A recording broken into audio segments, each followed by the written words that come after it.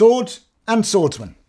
It's a book about the history of the sword, and it goes from the Bronze Age all the way through to the American Civil War. And in fact, in the middle, we go off to Japan and have a look at Japanese swords.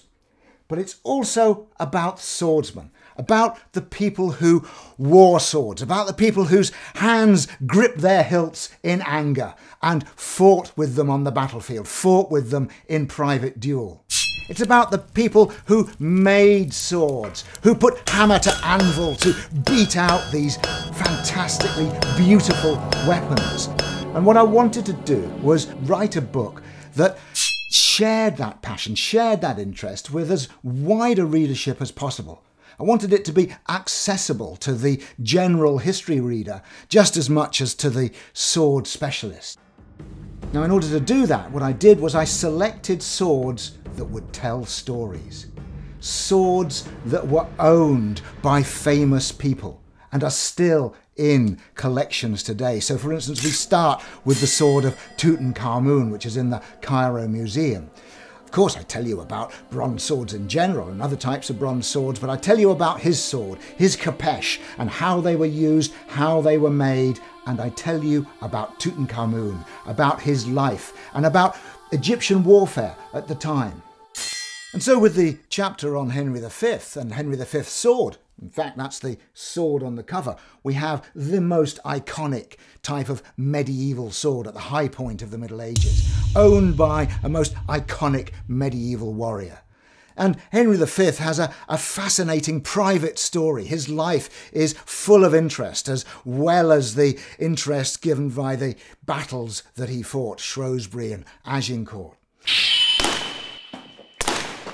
With the sword of Uesugi Kenshin, I go to Japan and we look at the whole samurai culture and the culture of Japanese swords and how they're made and what they mean.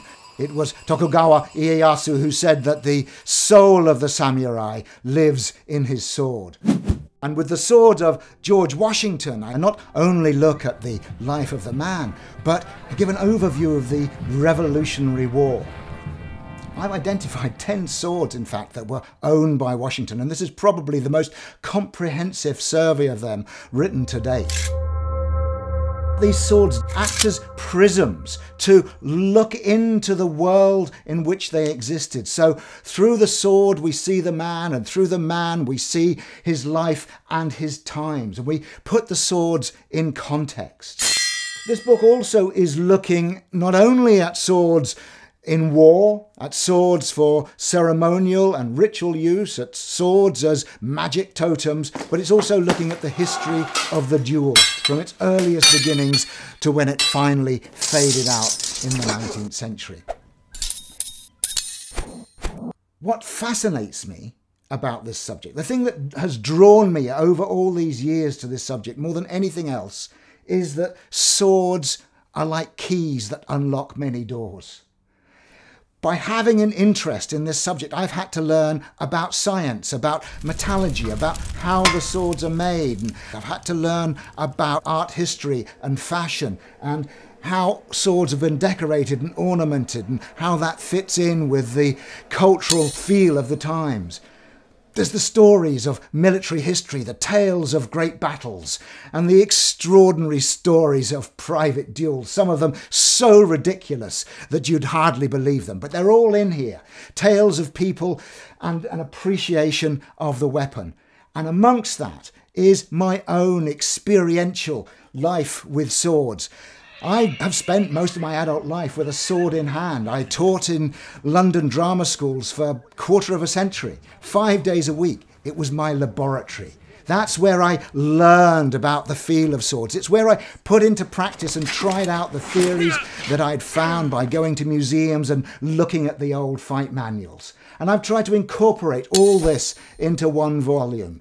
Tales of my life, tales of great heroes and leaders, tales of the craftsmen, tales of the fight masters, and at the heart, these wonderful magical weapons. And because I've chosen swords that were owned by famous people, these are probably the best swords surviving that were ever made. They are really, really beautiful art objects. And the book is full of colour plates and wonderful drawings. Colour plates of the people, colour plates of the swords, and drawings by my good friend Adam Day Forge that bring the fights alive. So we can see a scene going on and it really takes us into that world. And that's what I hope this book will do to you. I hope it will take you into lots of different worlds. Worlds that I now feel I've travelled in, and I'd like you to be my travelling companion. You can read more about the book on my website, www.mikeloads.com.